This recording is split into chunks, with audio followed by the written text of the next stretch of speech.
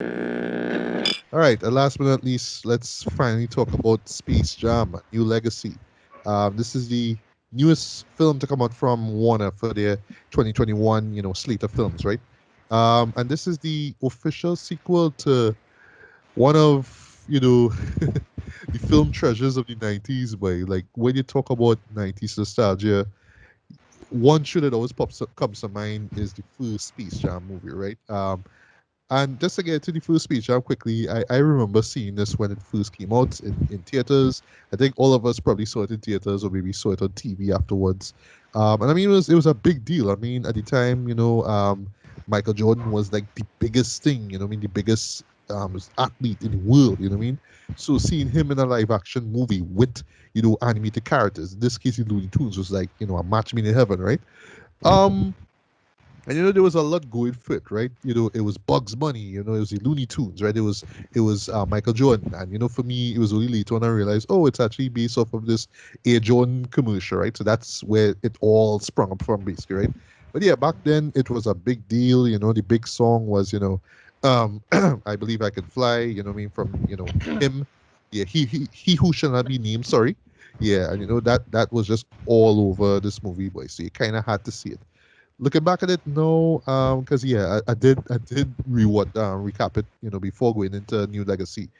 Um, I don't want to say it doesn't hold up though, but it really is a product of its time though.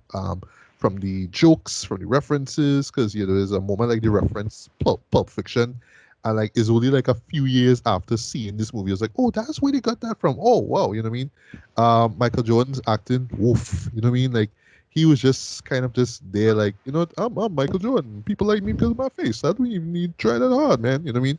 It's just uh how to say in long story short, it's an elevator pitch. That's what it is. It's an elevator pitch that somehow I say Marvel, Warner was like, Warner Brothers was like, what, let me just do this because people like the Air Jordan ads with Bugs Bunny and Marvin the Martian and all that stuff, right? So let's make this thing, right? But ultimately, really, it is a film for millennials. You know what I mean? If you were a kid back then, you would have enjoyed it. Looking at it now, though, is like, well, I mean, uh, but it still holds a little spot, little soft spot in our hearts, right? For better or for worse, right? So going into this one here, boy, huh. But before we get to that, though, Ricardo, just your quick history with the first Space Jam movie. Yeah, as I say, I've been semi-ironically a fan of it. I call it a masterpiece, semi-ironically. But yeah, it is a film that works for what it is. It's a very strange entity. I remember at the time just being so blown away by it. It is, again, it's a product of the 90s. Like, you can't replicate something like that. And this movie does not do that at all. In the sense of what it meant as a pop culture artifact. This thing, this person called Michael Jordan, that is incredibly popular, making a movie that's about this legacy animated characters, and it's so weird, right? And with the original, I was like, I remember just like finding it so strange and it's very silly, but it's at the same time, it's like, wow, you can't believe this exists. It's so weird.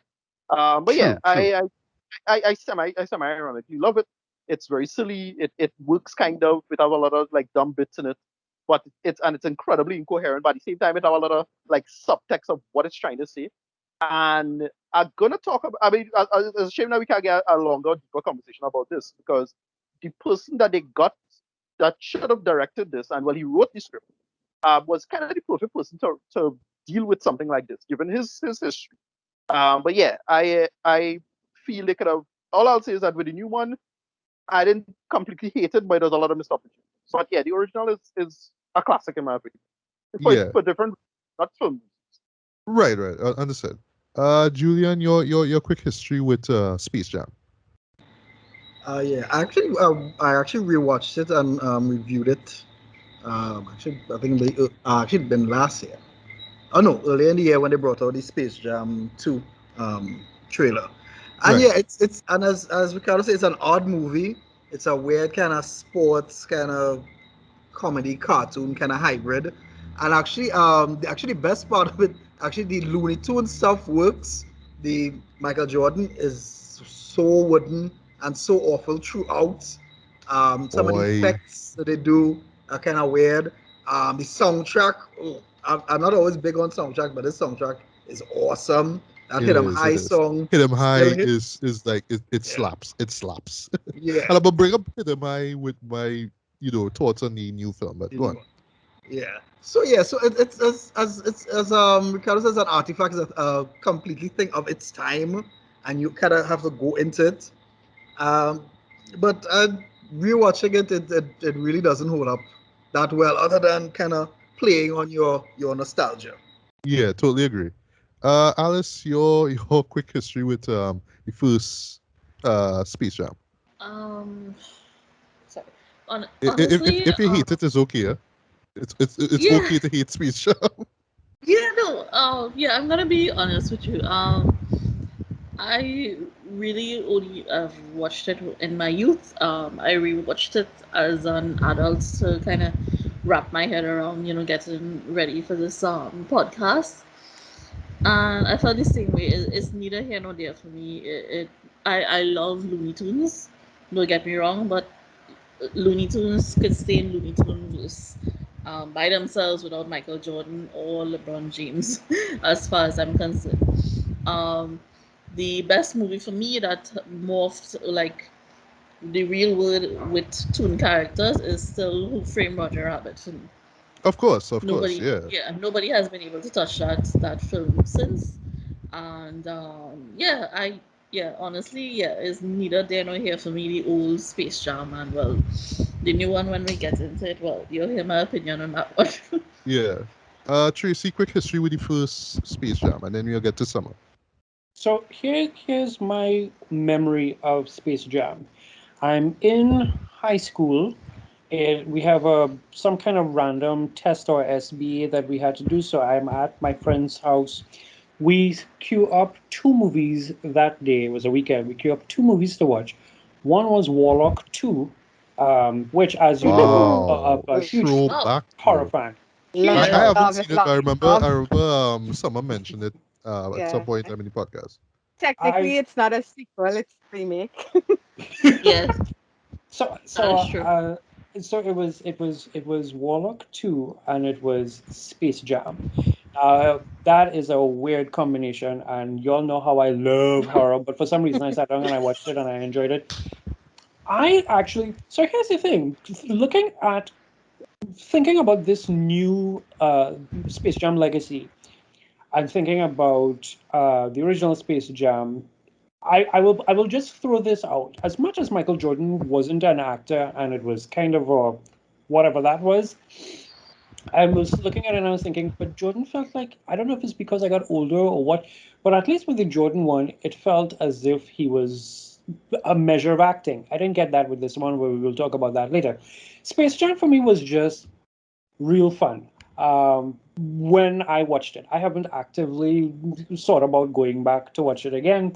However, I did forget that Monica's For You I Will was played inside this, because Yes, inside the which was original Space Jam, also a smash back in that's, '96. It was a you know, smash. Yeah. and the whole Bugs and Lola love affair and Monica singing For You I Will, I could live with that. I was down for it.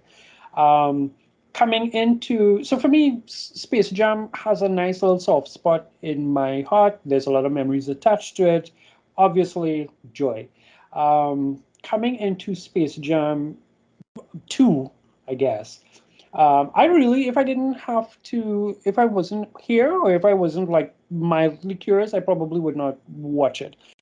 In You're that, I have welcome. a friend of mine. I have, thank you very much, Sabili. I have a friend of mine who, wanted me to watch another animated film, and everybody's telling me that I really must sit down and watch it, and I bypassed that to watch Space Jam Legacy. And for me, there are things in there that is kind of funny and inside jokish, but I don't have that much feeling for that one as opposed to the original Space Jam. I don't even really know if I want to go get the soundtrack, and you know how I feel about soundtracks.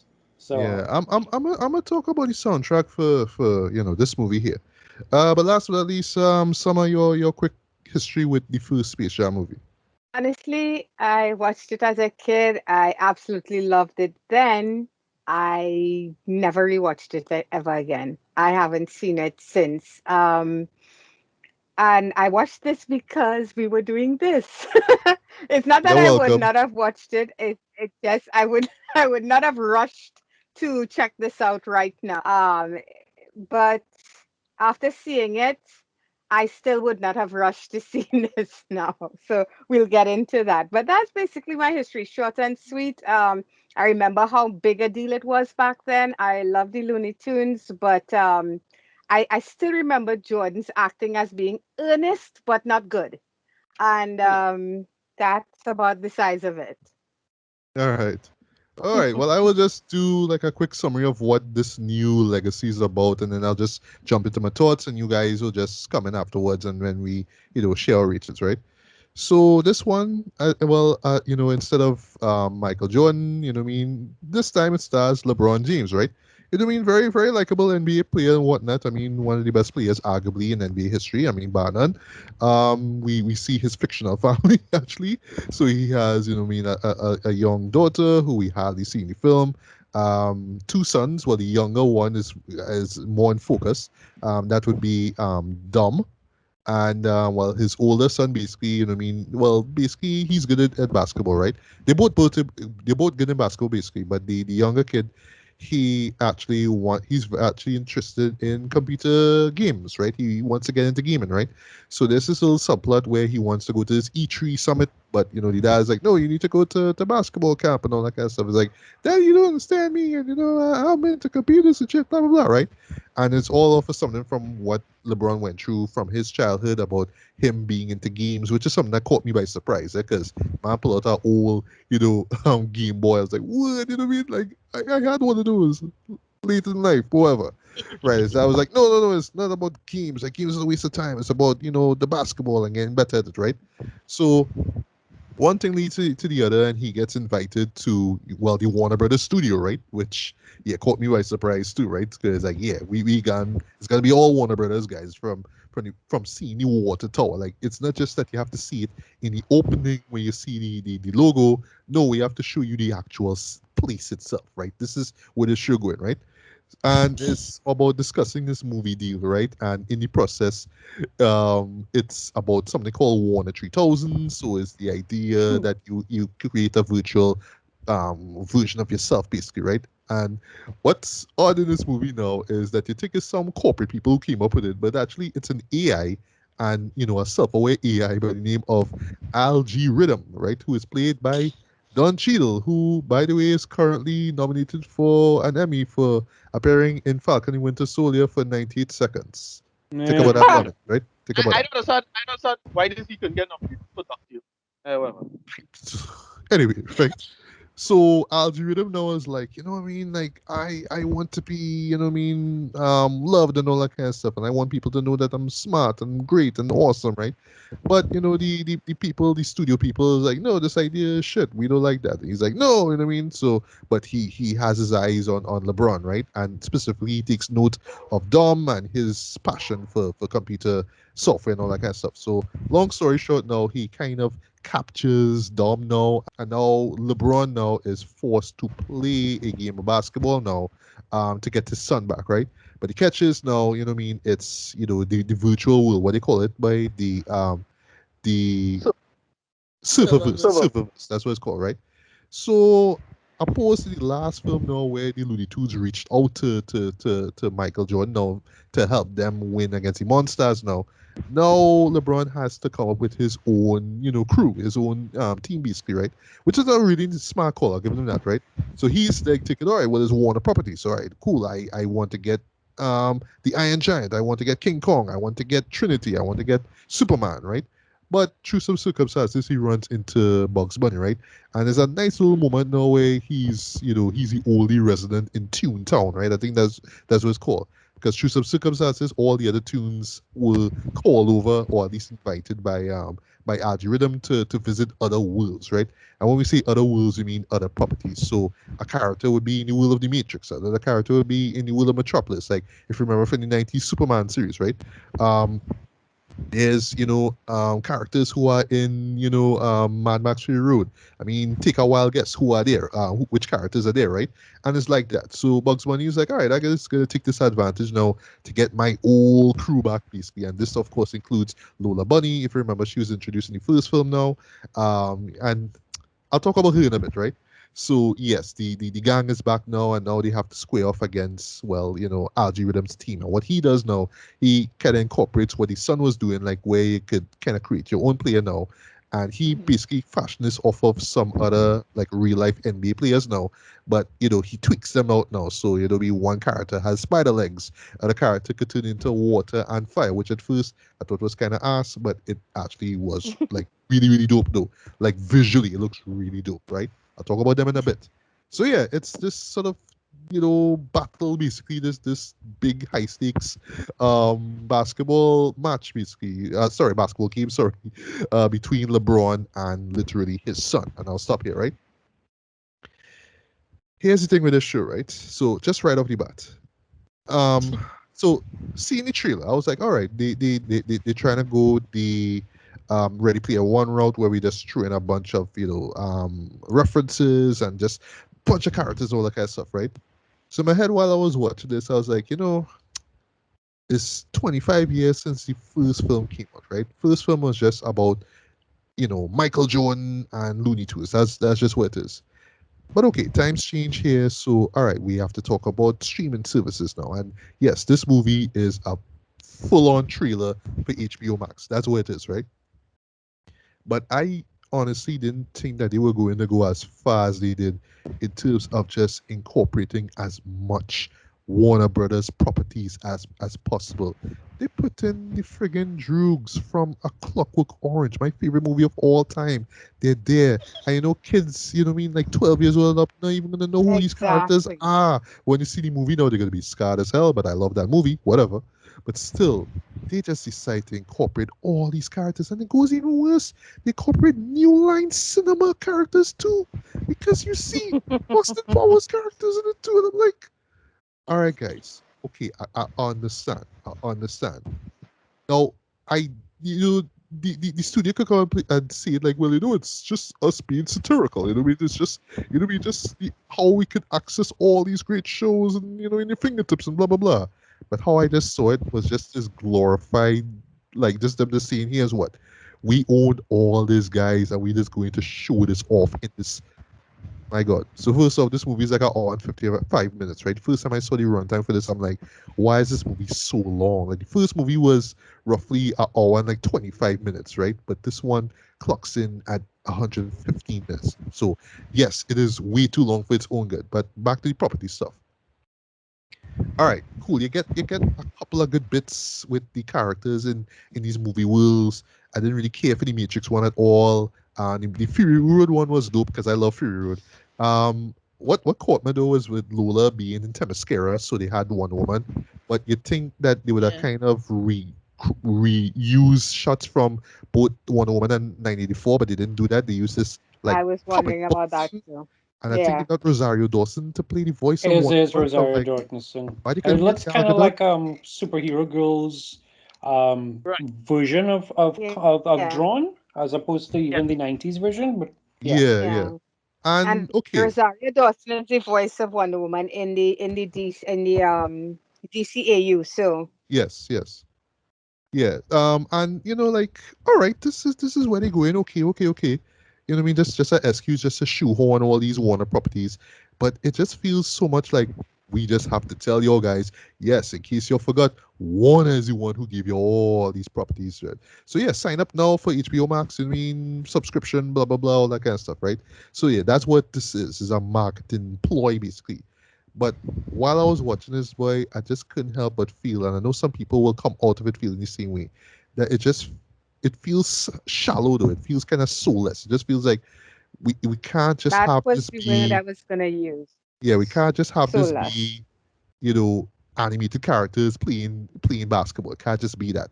We have to throw all these properties in just because we're Warner Brothers. And I imagine if HBO Max didn't exist, this wouldn't have been in the final product here. You know what I mean? But all that aside, though, how I feel about this?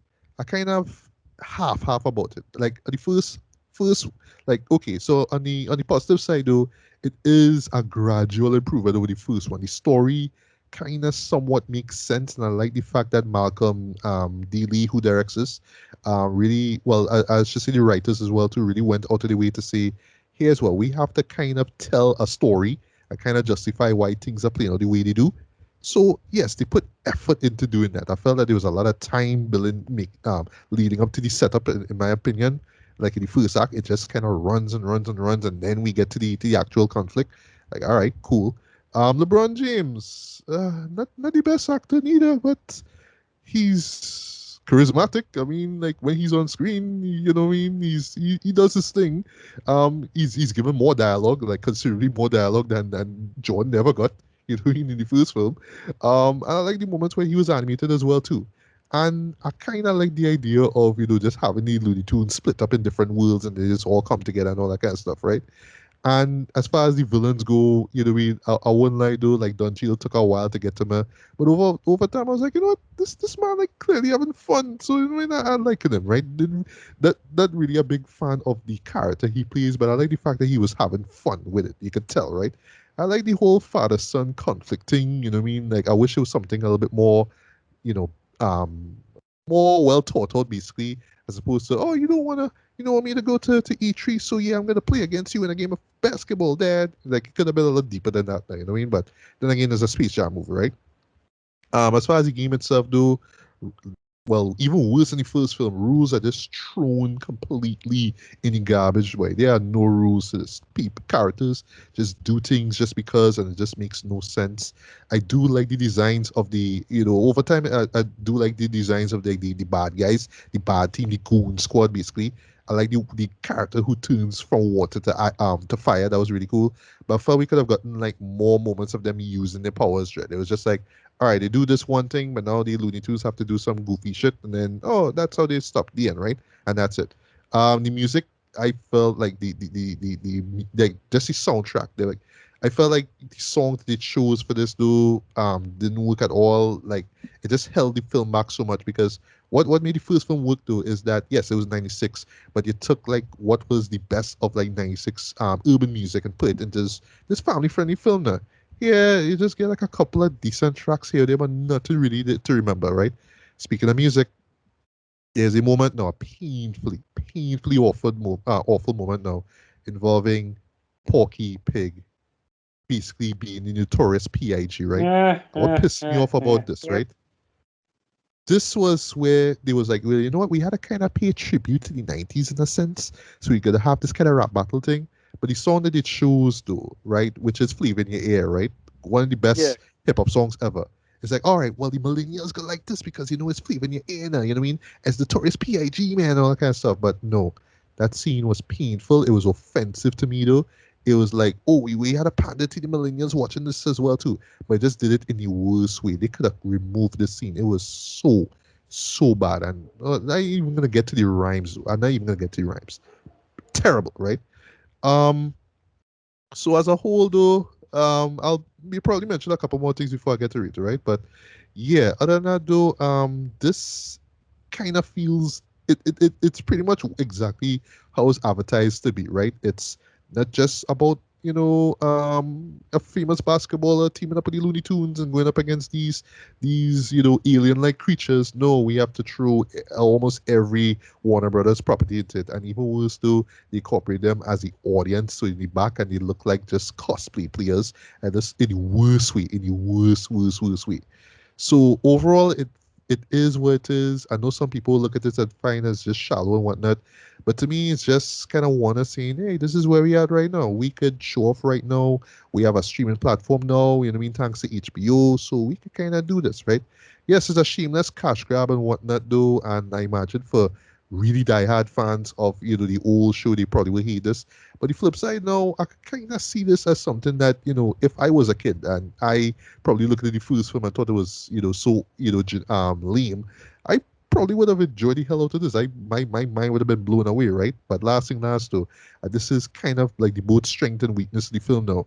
It is just such a overload though of just visuals and colors and imagery and characters, though, to the point that, yeah, you just kind of spaz out halfway and just watching characters just move about just because, though. So it's like taking, it's like this weird mix of, Ready Player One and, the old Space Jam, and just all these weird pop culture stuff, and just blending it together and just expecting you to enjoy those. So, you kind of sip at it at times, but then I was just like, you know what, I'm good, I'm good. You didn't have to give me 150 minutes of this thread. So sorry, Ricardo, what's your thoughts on just this movie as a whole, man? Yeah, so this was kind of is a mix between Solo and The Lion King. Like it's that feeling I had with those films where Right. it had potential. It's not the worst idea remaking it, but you had to do something with it. And well, as I said it when we talked about the trailer, yeah, they should have got Terrence Nance to direct because he wrote the script. He's credited with writing the script, but he didn't Right. direct. And to me, it kind of showed. I felt it's I didn't completely hate it, but I really felt they could have just done so much more with this. Like it was like, oh, just a bunch of wasted opportunities with the jokes, bunch of wasted opportunities with the story and possible social commentary. That's what I was expecting it to be because like there's a movie earlier this year that I thought nailed the whole modern algorithm stuff really well, and that's Mitchell's versus the Machines. And I felt we Yes, could have yes, got yes. that type of social commentary with the material, and we didn't get that. Yeah. No, Even with the father and son story, they could have done something with that. And we true. didn't really get any of that because that whole dynamic was potentially interesting, which is sports versus you know sports versus video games and what to do in the future. And then you could have the subtext of the internet influencing the sun because of what algorithm is. All of that they could do and make it more interesting. And we didn't get that. It's the lowest common denominator, the lowest possible effort with the material, and that is what we got. And it's unfortunate because I thought this had potential, maybe as a sequel, if in the right hands. And there's a decent movie in there buried in all the bullshit. That is the unfortunate part. There's a decent skeleton of a movie there that just didn't get a chance to flesh out, unfortunately. So that's how I feel Right. about it. Tracy, your quick thoughts on this experience. I got a list that I had written down. So I'll just kind of go through the list. But to two things that you were saying earlier. One, in terms of the references that the kids may not necessarily know. This is accurate, but I also feel like we live in a world where everything is a breakdown on the internet. All those pop culture references that you would have missed, and somebody will do a breakdown.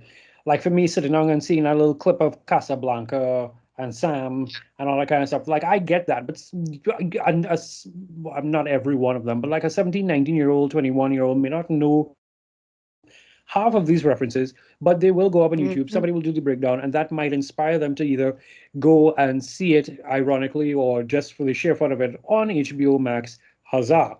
I agree with you guys in terms of the father-son dynamic could have been better because what I got out of it was LeBron was present, but he's not present. So he's present physically, obviously, because he's a family man. Huzzah, he loves his children. But the idea of if it's not basketball, I don't really have a way of connected, or I'm not interested in any other thing that you have to say. And because Dom is not feeling as if he's being heard or seen outside of this is basketball, then he goes and does his own thing. One, and then two, it could have been a commentary as well on parenting styles. You have the coach, the coach from the beginning who's like, you have to dump everything else to focus on basketball. And then growing up for him, that would have been a real accurate thing. Now you can't run your children the way how you were taught growing up. You have to find a balance for your kids, and that I'm going to agree with Ricardo on that one in terms of there is the idea that there is a great movie inside. They just get all sorts of randomness. For me, I had some questions like how much did they pay Don Cheadle? And by extension, how He must have much got a lot for this. Right? I would not doubt. He Between was Don chewing Cheadle, he was chewing up scenes. Right? He was chewing up scenes. between between him, Zendaya, and Sonequa Martin. Sonequa, I mean, that is Michael Burnham. So that's Walking Dead. Like you have a caliber of actress with her. So when you bring an actress like her into something like this, I looked at it and I thought you could have, honestly, you could have done the Tyler Perry thing and get a relatively a talented but relatively unknown black actress to Yeah. play his fictional wife. There is Mm. really no. It's like my friend Renee was asking me, why did they bring Stephen Yen into Yeah, why this was movie? he in Like, this? what Why was was it? Sarah Yeah. Well, Silverman in this movie? It's just although a paycheck. It's a paycheck. Yeah.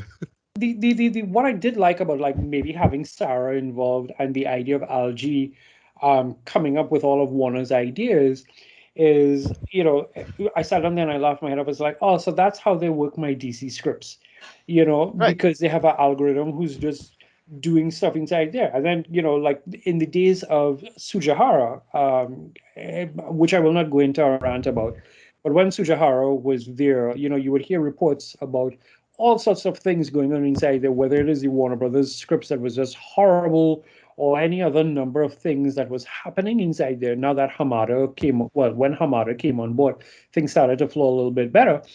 So the idea of Algie running Warner Brothers legitimately or literally was one of those inside joke things for me that I always find was hilarious. When Dominic Dom gets digitized in the beginning, I was like, okay, I could see how they can use this to make a Static Shock um, show, movie, Oh, something. I see what you mean. Yeah. Yeah, so like seeing him The effect. digitized and stuff like that. Yeah, the Mhm. effects of it, I was like, this could be interesting. I actually have a line here that I have in my initial thoughts. I was like, no, I will not be getting this soundtrack. Because for me, I had the same feeling that I had with Spider-Verse. And Spider-Verse was a soundtrack that I love, and I actually have it. But in Mm. terms of, I looked at half of the names and I was like, who the hell are these people? I don't know Lil this So and you don't know who Post Malone or Swaley or at the Jaden time I was Smith like, is? I think no. Listen, honestly, there was some names that I saw inside there, and I wasn't a Post Malone boy to begin with, so I was like, "What is this?" But I listened to Spider Verse, and I was like, "Oh, I like this," and then I got to hear a little bit more from them, or rather, go look for more of them. But I seen some Lil Yachty and stuff like that. And I was like, I don't know if this soundtrack. The one good thing I give in terms of music wise, and it's not even on the soundtrack, is that it made me go back to Remix Maniacs. They had done a track version of the actual Looney Tunes theme, which is played for like 10 seconds when the Looney Tunes are coming down, after they get their shit together and they decide what they're going to Right. do. That for Oh, me, that yeah. yeah. Oh, that one musical moment was dope though. I'll give him that. And so, that made me go up on YouTube and look at it again. So that was a thing. The other scene or issue, I should say, that I have with it is that I mean, I'm sitting on there watching this. Mom loved it, by the way. She was like, she liked it. She didn't really have a problem either way. But I sat on there and I was like, this feels like an after school special that I would have watched growing up. So, there's a line that Gideon says in Scott Pilgrim versus the World towards the end of the movie, where he's like, "Are we done with the hugging and learning?" And that's the kind of feeling that I have. Are we done with the hugging and the learning? I get it. I get it. I get the fact that LeBron need to upgrade his father's skills, and I get that he wasn't there for you. Like, and there's a lot of I gets, but it wasn't hitting home. And then circling back to a comment that I made at the beginning of this discussion, it made me think a little bit more on Michael Jordan's acting and whether it is that he was surrounded by both the Toons and Bill Murray. I felt like looking back at it, maybe Michael had actually acted, quote unquote, a little bit more because I looked at LeBron and I was like, You may be a very good personality both on and off the field, but I do not sense like it wasn't acting. So it's not that I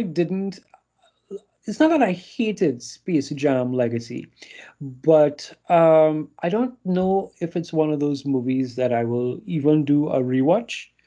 Yep. Today I sat down and I watched Gunpowder Milkshake, and it solidified my view that okay, yeah, that's what I should have been watching all weekend. Um, I watched Pig this weekend, and Pig was amazing. So that Oh, put a pin on that. I really, really want to talk about Pig. So, yes, folks, yeah. look out for Pig in the next episode, right? But yeah, yeah, but no, yeah. No, I'm good. this That's it for me. this That is it. Mhm. yeah, this was a waste in my opinion in terms of just like rewatchability. It has nothing to talk about. That's the problem. It's just a set of references. That's the There's nothing. problem. And well, okay. So just before we get to Summer's thoughts, my thing is that okay, you're throwing references, but a majority of them just don't land. You know what I mean? Like, okay, you just have one or two. Like I keep going back to the Fury Road because of how, for me, just how unexpected and how the characters that were there fit. But everything else was just, well, a majority of the other gags and all that kind of stuff was just like, all right, well, okay, it's funny because it references this, so it's funny that because it references that, but that it that's not funny. It's just a reference to make it there. It's not really a clever one, actually. It's just, oh well, what if the Looney Tunes were in the air, whatever it is. Like, Anyway, some of your quick thoughts on the on a new legacy. Well, listen, like I said, I don't think I would have watched this anytime soon if it wasn't for you guys. And in watching it, that opinion has not changed. I don't regret seeing it, but it's one of those movies that I don't ever see myself rewatching at any point in time. When it comes to LeBron's acting, I was surprised it was so stiff because that movie he was in with Amy Schumer. I think Oh yeah, Schumer is it Trainwreck. I haven't seen Trainwreck, but he's I keep hearing he was actually really good in that. quite funny in that. And, I don't know if it's the director he worked with gave him better cues, but here he didn't seem to know where to put his eyes, so he never really looked like he was looking at any of the characters, which of course would make you disconnect and you'd be so aware that this person is standing on on a backdrop with a green screen, the best work was actually when it was the animated version of him. When I couldn't see his face, then I felt like I could connect with what he was trying to say and do, So maybe he should just have stuck to voice cast and stuff. The 2D to 3D stuff was a bit jarring. I didn't really like the look of the Looney Tunes characters in the 3D models. I get what they were trying to do with modernizing it and stuff, but it didn't work for me. And like guys, like you said, this is one giant ad for Warner Brothers. It's like they were kissing their own asses with this entire movie.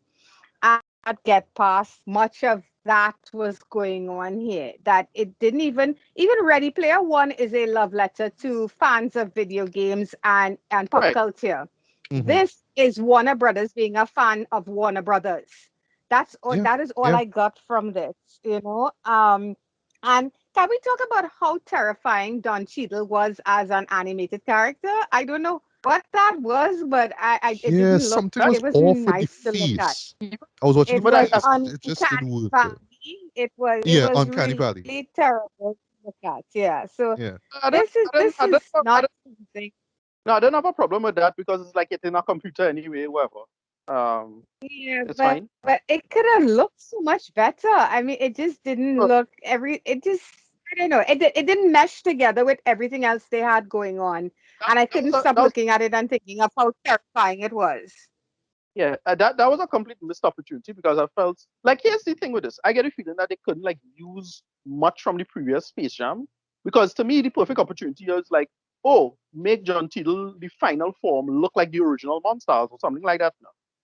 Yeah. Right. Oh, by the way, speaking of that, they had the They gall to have the smaller versions of the yeah, monsters, like the they're original look of the short. monsters, just Yep, there, there was just Yeah. something really Yeah, because. proud. Yeah. yes, Yeah. And what, and they didn't. Yeah. as someone who grew up in the first film, how I was supposed to feel seeing that?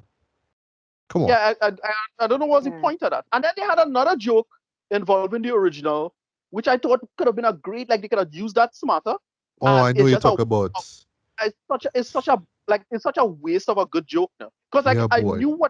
I knew what kind of joke it was gonna be. Like, yeah, what if they do blah blah blah? Like, it was a comment on the internet. Like, I knew that joke was coming, but they could have, again, it's delivery and execution. Agreed, Jeez, man. agreed. This is a 4 out of 10 for me. With even with all that money thrown at it, you would think I would fall at 5, but I'm sorry, I can't do better than 4 on this one. This was a train wreck. Ugh, I know what you mean. I know what you mean. I surprisingly I didn't hate the movie. Um, I agree with you. It is a gigantic, you know, over 2 hour long, I think almost 2 hour love letter of Warner Brothers to Warner Brothers. Which is, I mean, it's really cynical, but it kind of, I did enjoy certain parts of it. I mean, like the Matrix stuff is like, oh god, let's still making Matrix jokes. I mean, wow, but some of it I like. I mean, seeing the Herculoids in the crowd, I was like, Herculoids. I mean, what the heck? Right, I haven't seen those guys right, in so long. So I mean, so some of it kind of played on the nostalgia, but it was way too much. I actually didn't mind LeBron James's acting. I thought, I mean, it was way better than whatever Michael Jordan was trying to do. And I actually like that they actually took the time to say, well, okay, we're actually going to have a story with a message. I mean, yeah, it's an after school special message, but I mean, it is a message that they're actually trying to do. And even Bugs had his own arc of, well, okay, let me get my Looney Tunes family back together and I'm going to sacrifice for them, even though we know, yeah, well, I know he's not going to actually, be dead at the end. So right. yeah, and I mean, I think some of the humor hit. I agree with the soundtrack. Soundtrack was a waste. There was like a little moment where they were playing Onyx's Slam. It was like, yeah, and by the time I started to get into it, they cut to something else. I was like, what the heck? Yeah, the I soundtrack. honestly missed that moment. That's It to was, show that was, it was how so underwhelming that soundtrack was. yeah. I didn't mind Don Cheadle. I think he seems like he enjoyed himself. Right, That he had a lot of fun with it. I think the Looney Tunes stuff I think was better in the first film. I don't think their right, humor really shined as much as it should have in this one. And I thought they had this whole thing with Lola and she was training to be Amazon. And then they had this thing with the snake lady kept wrapping her up. I was like, do we not have a moment where she kind of, conquers the snake lady? I was like, hey, I'm an Amazon. It's just like, yeah, right. that kind of went nowhere. They forgot in all the insanity they forgot. Yeah. Yeah. So I enjoyed it. I mean, for what it is, I think it's a very good movie. Um, I think it's probably a little, and it is a too long movie, but I think children watching it would enjoy it. And I think some older folks might be like, "Hey, laughing at the references." Kind of a one and done for me. Probably in 10, 20 years, I might do a retro review of it. But yeah, I mean, it is what it is. I don't hate it. So yeah, 5 out of 5 for me. Wait, you said 5 out of 5, huh? Oh no, sorry, 5 out of 10. Yeah, no, definitely not Okay. five I out of want to know. I want to definitely. know. I want to know. And last but not least, Alice, quick thoughts and rating on. Well, yeah, quick thoughts and rating. Okay, well, I'm with someone on this one. I don't think I would have ever watched this movie if it wasn't for you guys and for you, Mark. But I did it. I bit the bullet and I watched it. And in looking at it, it reminds. Well, actually, I can't really say this because I've never done acid before. But I think it's like one giant acid trip that makes no sense plot wise or anything like that. Really and truly there are far better movies out there with parenting tips and all that kind of stuff without having to use those kind of crazy references. That I just did not get that movie. The runtime was way too long. Mm, Uh, I don't know. I just that movie just did not sit right with me at all. And I agree with you with that disrespect with the notorious PIG thing. That was messed up. That really yeah, was something they should not have put inside that movie. I remember looking at it like, what the hell, you know? yeah. No, no, just no. So for me, yeah, that is a one and done. Never going to watch that movie again, and I'm gonna give it 1.5 out of 10. Ooh, so Yeah. yeah, this is clearly a contender of worst film of the year for you, man. All right. Yeah, I did not like that movie at all.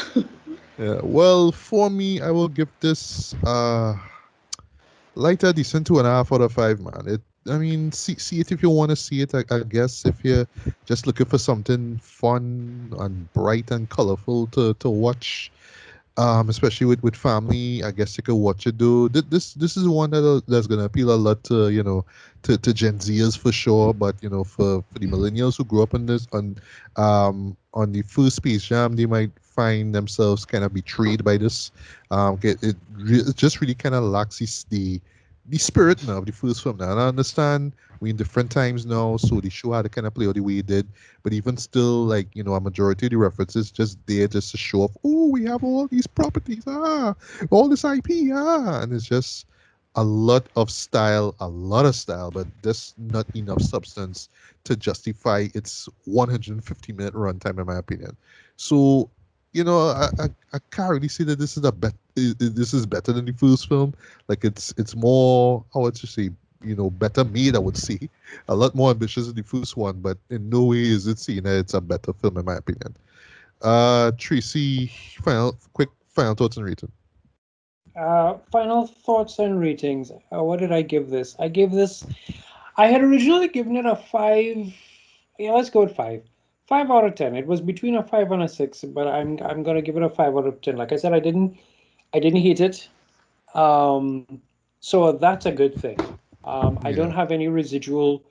I don't have any residual hatred or anything out of it. It sort of just solidified in my mind the idea of some things are just not for you. Mm, And so this was one of them. I like to give things a chance, but this was one of those things.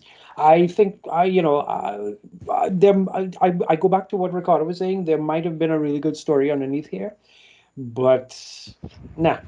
Um, I more will probably go back and watch the original Space Jam, um, or just watch Roger Rabbit and Truth.